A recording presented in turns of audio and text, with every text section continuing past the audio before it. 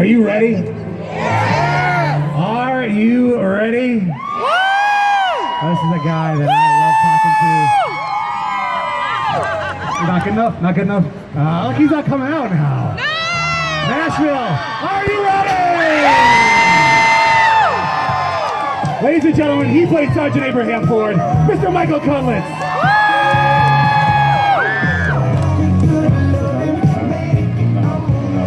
No. He's like a monster truck rally guy. Are you guys ready to see this? Michael Nashville! When the rain starts, we run it! Prepare to riot. We love you, Michael! You do not. Hey guys. So, Michael, thanks again for joining me. I appreciate it. Thanks for having me. There's nowhere to put my shit. And I'll just hold it. I'm that kind of guy. It's all good. Yeah. Sorry that I get a little excited. You're taking pictures of my butt. So, you may have been taking pictures of my butt. One thing we learned on the cruise was that moms love you. We did learn that. Yep. Right? How's that going? Mom still loves me. Fair enough. Daughters hand me their purses while they take pictures with Norman. And then they tell me, my mom loves you. And I'm okay with that. So make some noise if you're a mom and you love Michael Cudlitz. That dude back there screaming. So, Mr. Cudlitz, you've had quite the amazing career. From Band of Brothers, of course, right? To Southland, to The Walking Dead, playing one of the most iconic characters. Just the Mighty Ducks. We have Mighty Ducks fans. 90210, one of my favorite shows. That was my era, right? The first 90210. The original, the real one. The only 90210. You played some amazing characters. What do you attribute this amazing storied career thus far to? Biscuit. No. I attribute it to nobody has figured out that I don't know what I'm doing yet. That's all. I don't know. I've been very, very fortunate. So, I don't know. I love what I do, and I've been given a lot of opportunities to do it. So, and when you're at this point where you can pick and choose to do whatever you want to do, what kind of roles are you looking for now? Do you have any in mind, or?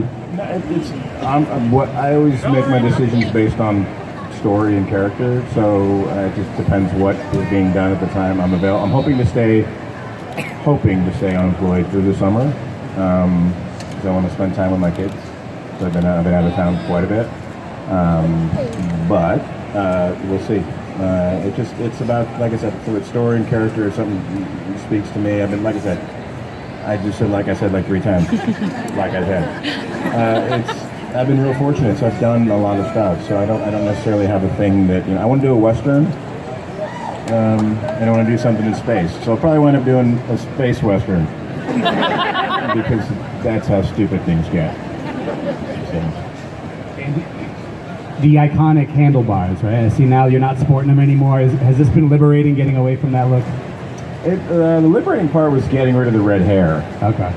Because that was brutal. Like every 12 days. Come on, ladies, you do it like if you dye your hair, it's every month, and you do the roots. We would do every 12 to 14 days, all of it. And I'm sitting there, I'm like, is it supposed to be burning? What about now? Yeah, it hurts. We can get this off at any time now. Just 5 more minutes, baby. Yeah, very supportive hairdressers. Yeah, Taylor is awesome. Oh, baby, you'll be fine. Baby, my hair's been burning since I was 14. Shut up. All right, sorry. Of course, I want to dive in and start talking about Abraham, but before I do, I don't want to forget, you're a cigar aficionado. No, I smoke. You smoke cigars? I smoke cigars. So what kind of cigars are you into? So what can people bring you? No, don't bring me anything. I don't need any. I have a job. Well, no, I don't have a job now. Actually, I don't have a job. Bring me cigars. I'm rethinking this whole thing. See? You got cigars for me? You gotta throw them at me. If I really smoke, I'll catch them. Valley. Put a little extra effort into that. I look like a jerk, but that was not planned at all either. these are good. If I could see with my glasses, I remember the labels. All right. Thank you.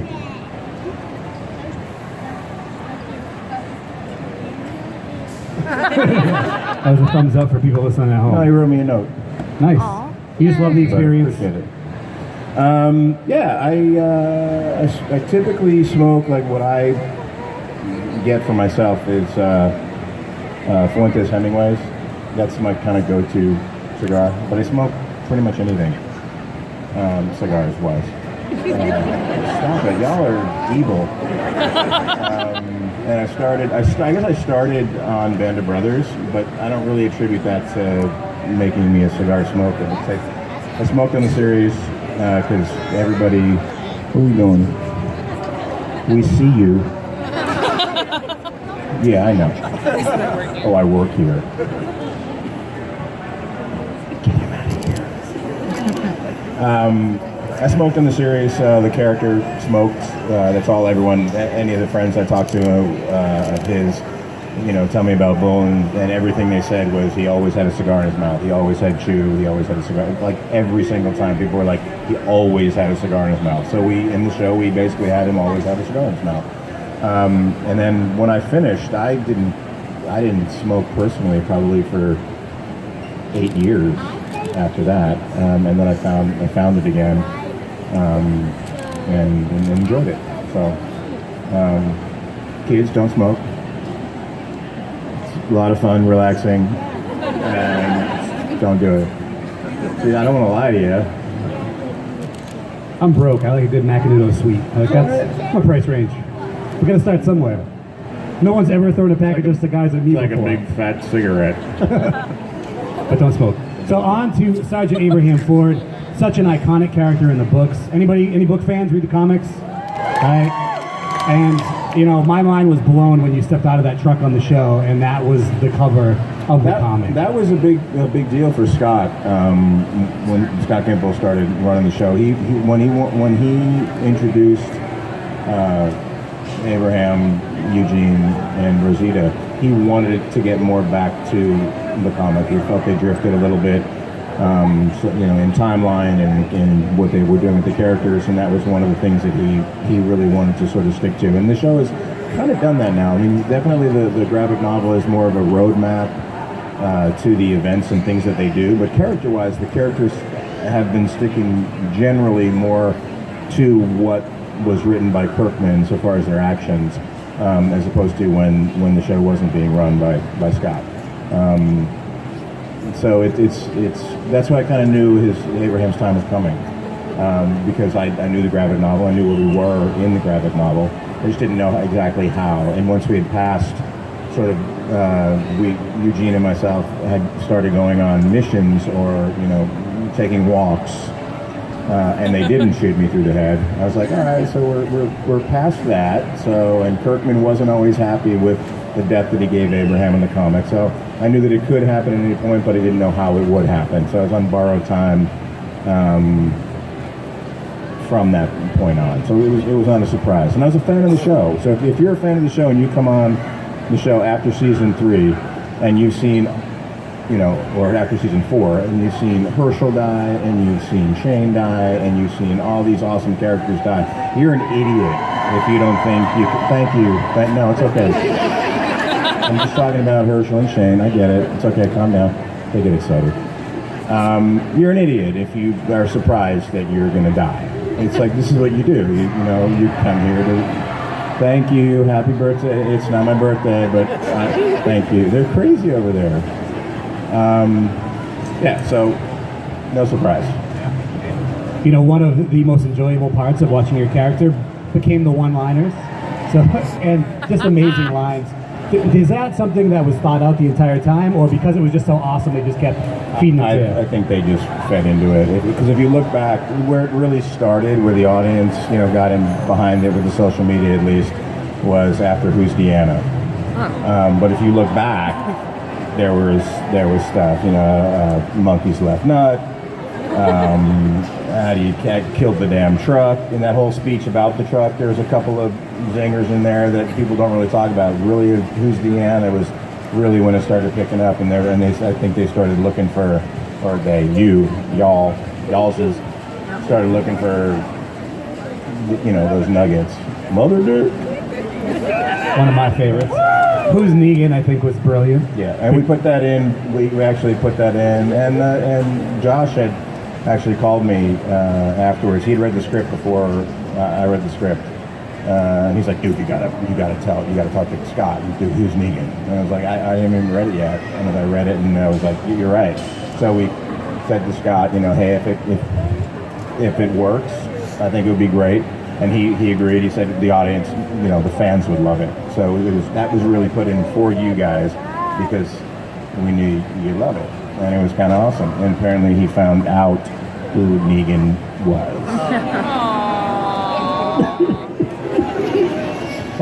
We won't talk too much about that because we want to forget that. We want to remember the good times. Oh, Jeffrey Greenwald. What? I'm sorry. But that's good. It's Gabriel. So one thing I do want to talk about, since we talked last time on the stage, we saw the exit of the character of Sasha by the amazing Sonequa Martin Green. So what did you think about the way that Sasha went out? It was awesome. Yeah. Abraham would have appreciated that. Don't have a weapon, turn yourself into a weapon. Yeah. Fully weaponized Sasha. Do you think that was Abraham's influence? No, actually, no. Because that takes away, I think, from her. I think that he did influence her. I think she loved him. They were both deeply in love. But she had so much loss that I just think she was just like, it's what is left to live for. Because I really do, even though I feel that obviously she loved her brother. She was in love with Bob. But I think she truly found something that she'd never had before, as did Abraham, in each other. And then when she lost that, it was just sort of like, that's it. And the big question that's on a lot of our minds, what would Abraham think of Eugene's current situation and behavior? I don't think he would be surprised at all. Yeah? I mean, he'd get pissed. He might punch him in the face again.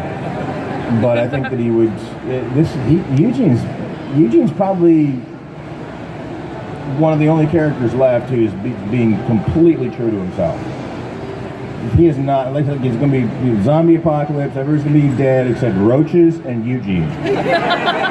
And he's just doing what he's doing, he's doing what he's doing. He's going to survive no matter what. Now that doesn't mean there's not room for change here and there, and if there's, who knows what's going to happen. Obviously the two factions are going to fight, but who knows, I mean, I wouldn't expect it necessarily to be cut and dry. I mean, he will, if another situation arises, whether it would be with the original group or another group, and it's going to benefit him, he's going to, I would assume he's going to take it. Like Abraham, of all people, might respect survival. Absolutely. Yeah. Well, look at it. Eugene just saw the person who's been protecting him for the last 3 years get beaten. How would he expect to? So the only thing he would be able to do at that point is sacrifice himself. So either sacrifice or survive. I think most people choose survival, unless you're badass like Sasha. You weaponize. So before we let you go, I'm going to throw a couple of rapid fire kind of fun questions at you. You ready? Briefs. All right, real briefs. Boxer briefs. Damn it. All those moms just got super pumped out there. That's all we got to say, and they go whiskey. nuts. Yes. No. I've inhaled. No, I haven't. You were at Walker Stalker Denver, though, weren't you? Denver? You were at that one, yeah, last year. I was at Denver. Yeah, it was a good time. There was a lot of highs and lows. A lot of highs. They have fun. A lot of lows. A lot of treats. A lot of treats. So here we go. We're at Walker Stalker Con, celebrating all things horrific and horror. What's your favorite horror movie of all time?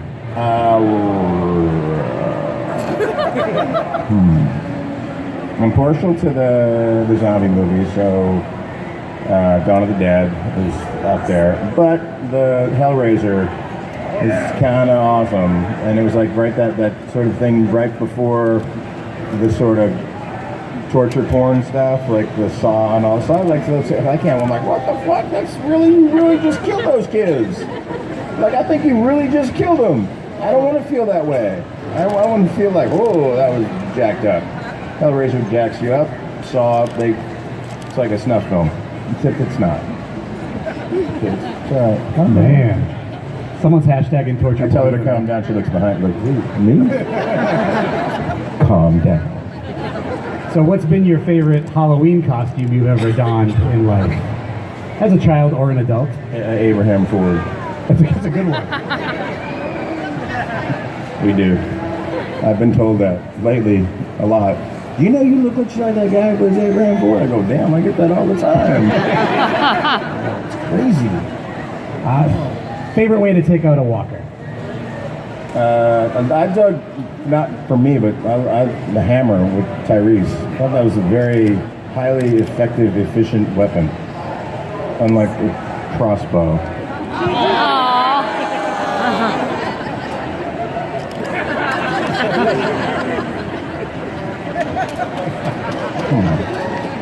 You just lost half of the moms right there. No, I didn't. They know. They're like, No, shut up. He's right. He's right. It's not really. We just want to fix him. We want to fix him and give him a bath. A nice, slow bath. There's some physical reactions happening right now. yeah! That Facebook Live got real good by the end. We got to bathe Daryl. All the dudes are like, yeah, it's awesome. Kind of weird, but awesome.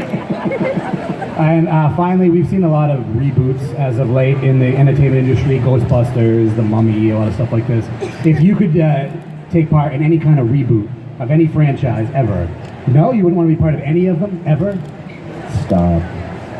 Stop doing it? They should just stop. Oh, okay. Yes. Like, how does that meeting go? There was this really awesome movie 20 years ago. Let's see if we can screw it up. Make Sounds it again. just like Except Billy. we'll put kids in it and vampires. It'll be cool. Stop.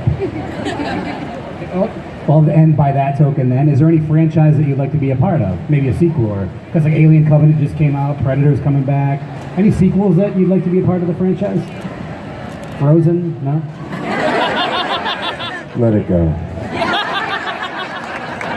And on that note, Get there.